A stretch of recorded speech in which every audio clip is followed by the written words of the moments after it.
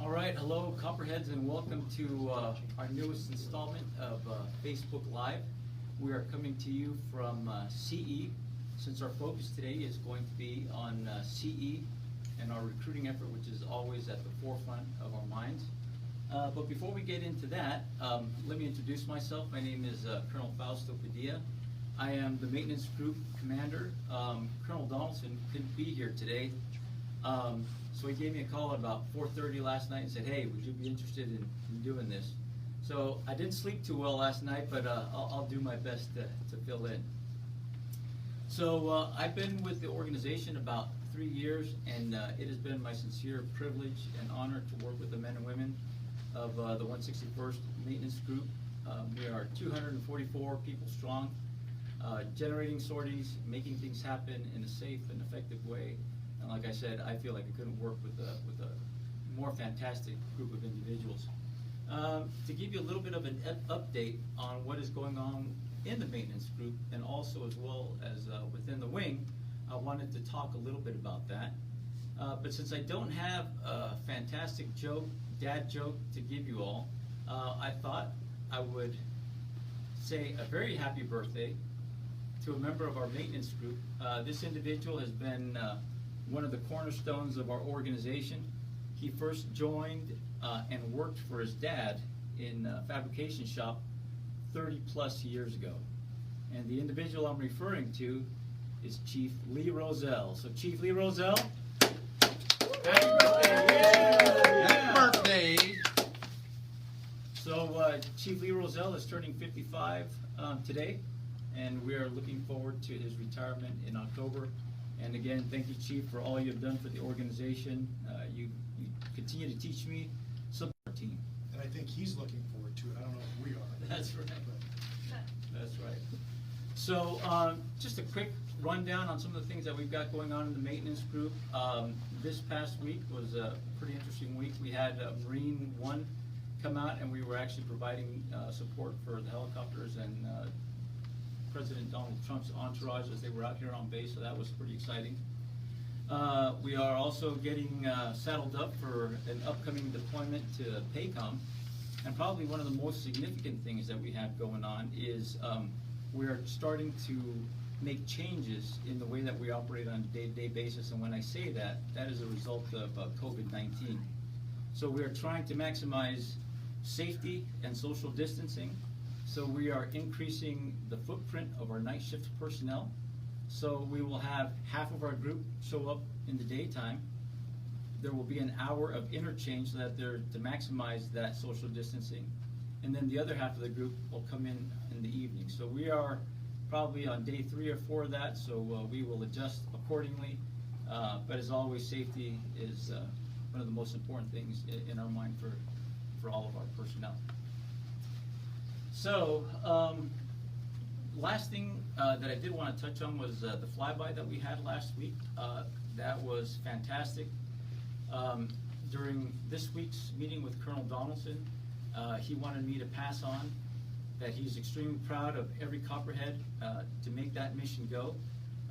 There was a lot of attention for the state, but more importantly, it provided great recognition for the men and women who are making things happen on the front line against COVID-19. So it was our pleasure and honor to be able to do that for the state of Arizona. So with that, Chief, I guess we'll kind of get started with some of the more official portions. Yes, thank you, sir, for that introduction and talking about the maintenance group. So one thing we like to do is recognize our airmen. So we're going to take this opportunity to recognize our first quarter airmen of the quarter right now, and these airmen exemplify and embody everything it means to be a Copperhead and the whole airman concept that we talk about. They're rock stars in their job, and they also serve our community well and do a lot of volunteering. And so we appreciate these folks. It's what a guardsman is all about, a citizen soldier. So without further ado, we'll start with the CGO of the quarter, and that would be Second Lieutenant Schaefer. Hi, Schaefer! All right. Here you go, sir. All right, Lieutenant Schaefer, so this is gonna be done a little bit differently, so I'll just got kind of, for the sake of social distancing there, congratulations. Thank you, sir. Great job, keep up the great work. All right. Wait, that's not right. Lieutenant Schaefer is from LRS, and he does an outstanding job with LRS, and we're lucky to have him. Thank you, sir. Awesome, thanks, Thank you very much, LT, sir. great job. All right, next we have the, let's see here, if I can read, can't read my writing. We have the senior NCO of the quarter coming to us from the comm flight, and we have Master Sergeant Sanborn. All right.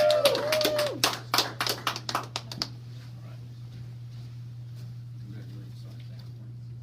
Appreciate everything you do.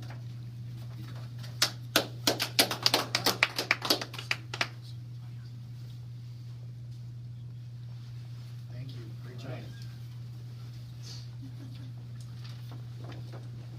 All right, we probably have a couple more next week. Some people couldn't show up today. A lot of people busy with the state response and everything going on here at the wing with the mission.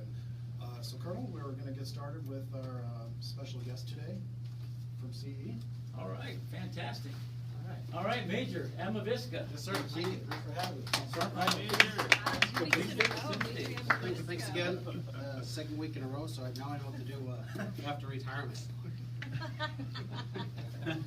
So I bet you're wondering why I'm here. Well, I'm Major Simon Emma Visca. I'm the commander of the 161st Civil Engineer Squadron. I bet you're wondering, what do engineers do? Well, I have a definition for you. All right. So Civil Engineer Squadrons establish, operate, sustain, and protect installations as power projection platforms that enable Air Force capabilities through engineering and emergency response services. Our contingency missions are to do forced bed down of units and weapon systems. So what does that mean? So when people deploy, they need tents to be in, and these aircraft have to be housed. We do operation and maintenance of facilities and infrastructure. We do repair to air bases to include airfield and utility repair. We also do construction management, and we monitor against chemical, biological, radiological, and nuclear threats. Okay, I'm out of breath. Now, what have we done here to fulfill that role? Well, in 2010, we deployed 38 airmen to SOUTHCOM. In 2014, we deployed 13 airmen to CENTCOM. And just recently, in 2018, we deployed 36 of them to CENTCOM again. We also work closely with the State Partnership Program, where we've worked with Kazakhstan to show them how to operate the ROPU, the Reverse Osmosis Water Purification Unit. Some of our recent 2-week deployments include, in 18, we went to Mildenhall to support MSG. In 2017, we went to the Republic of Georgia. We were 10 kilometers south of the Russian border. But when we were there, we upgraded Georgia orphanages to give them better living conditions. Then also to close, we've gone to San Diego, we've helped the SEALs, we've built some of the training sites. As you know, they like to blow things up, and we're really good at building things, so it's a good, really great partnership. And lastly, what do we do here locally? Well, in 2018, we completed over 1,800 work orders, and we executed over $1.2 million in projects. So the value we add is indispensable. We provide safe drinking water, sanitation, safe airfields, safe facilities, and emergency responders. So I want to close with this, because I have Sergeant Palma here. If you're ready for a challenge, come talk to us. I have a few vacancies. So if you want to talk about. Yes, Major. So, which leads me to, I guess, my segment here. The recruiter here for the 161st Airfield and Wing, our representative. We got a couple folks on board that can help you all out. Myself, Technical Sergeant Hurd, and Staff Sergeant Eason. All three of us recruiters. So if you all know who we are, you can come talk to us anytime. You can even talk to the leadership or anybody. So what we're looking for is if you have any friends, family member with or without construction experience, whether it be anywhere from if anyone's interested in doing air conditioning, right? HVAC, welding, vertical or horizontal construction, placing concrete, doing any kind of electrical, or anything in the civil engineering realm, correct, sir? Yep. So like I said, if anybody knows anybody that's interested, or if maybe some of y'all have some kids at home right now and they're graduating high school and you want to get them out of the house, just send them our way. We'll help them out. We'll train them. So by doing so, we actually have an app. So if you have not downloaded the app, that's okay, because you can do it right now. You can actually download the 161 ARW. It's pretty easy. It pops up real easy, and once you download it, hopefully you can see this. I got it on my phone, a little privacy screen here. So I don't know, is that visible? Can you see that? Yeah. Is that good? Yeah. Okay, so that's what it looks like. And here on the links tab, pops up off scrolls like a list of items there, and you want to hit the careers tab. And woohoo! I don't know if y'all can see that, but it's kind of small print. But if you got the app, you definitely will be able to see it. And it says my contact information and all the other recruiters' contact information. And then if you scroll down, there's actually a little app there as well for our pre-qualification form. So really, that's the only thing you really need to do if you want to go this route. Hit the form, have it pre-qualified, and it'll send it our way. If not, like I said, you can come down to the office. You can either come to see. I was going to promote you, sir. All right, But, thank you. Colonel Amavisca, but Major Amavisca, you can see him right now, or anybody at the wing, or just come by, talk to us. We'll get the pre-qualifications done, make sure that one could qualify, and if so, we can move on to the next steps. So that's pretty much what I have. I actually come from CE too, so if you see that, you can be someone in CE. But anyhow, that's all I really have for right now for a recruiting part. But send them our way, and we'll be glad to talk to them. Sir? No, that's it, yeah. Come join us. So stay up there for just a Oh, second. okay, questions? Sergeant Palma, what Yes, sir. kind of enlistment bonuses are there for civil engineering? So we do have some recruiting incentives, depending if one is prior service or non-prior service, or if they're coming from active duty, or if they've even been in another branch. So some of the incentives include a $15,000 bonus or $20,000 bonus for your skills. But obviously, until we know that you can qualify, or if one could qualify, then we can kind of go in further with that. But it's out there, so they are available. And I think some of the AFSCs that I know off the top of my head would be one being instructors. Waterfield, so Waterfield Systems Maintenance, which is our, basically it's a plumber and a pipe fitter. We also have power productions, which is generator mechanics.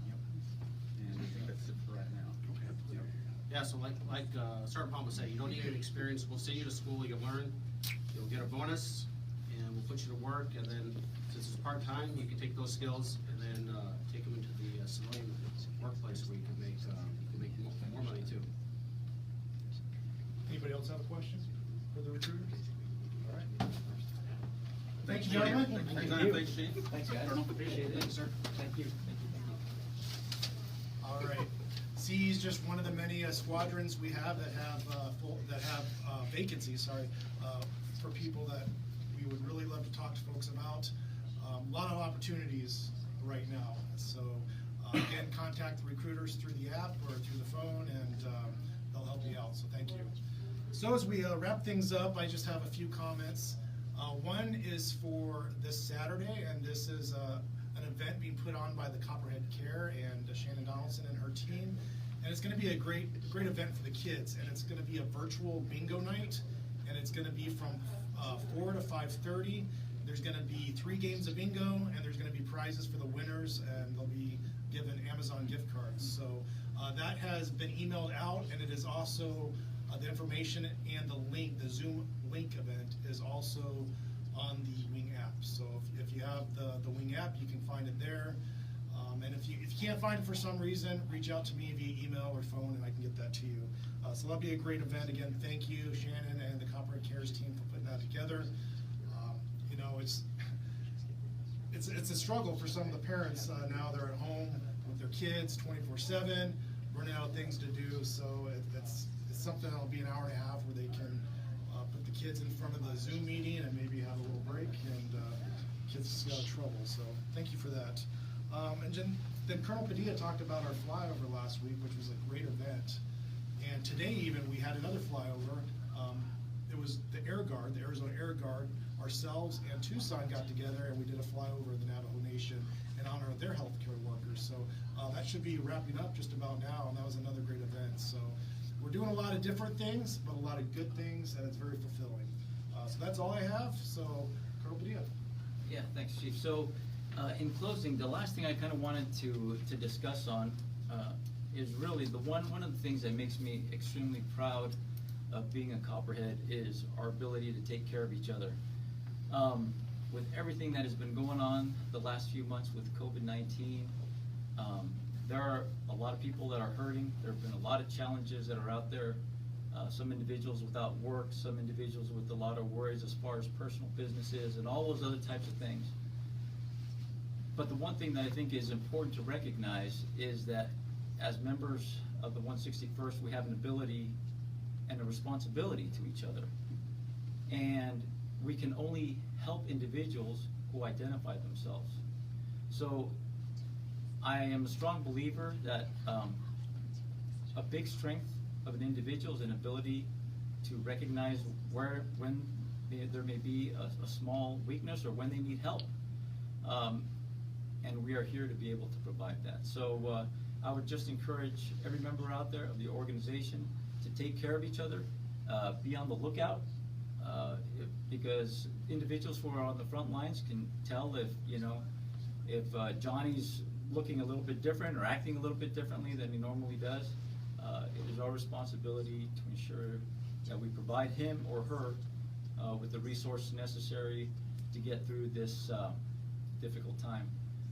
Captain Simon, who works in our medical group, talked about resiliency, and the way he defined it, I thought was fantastic. He kind of defined resiliency as like a rubber ball. It's the ability to bounce back. When you throw the rubber ball against something, it's an ability to bounce back.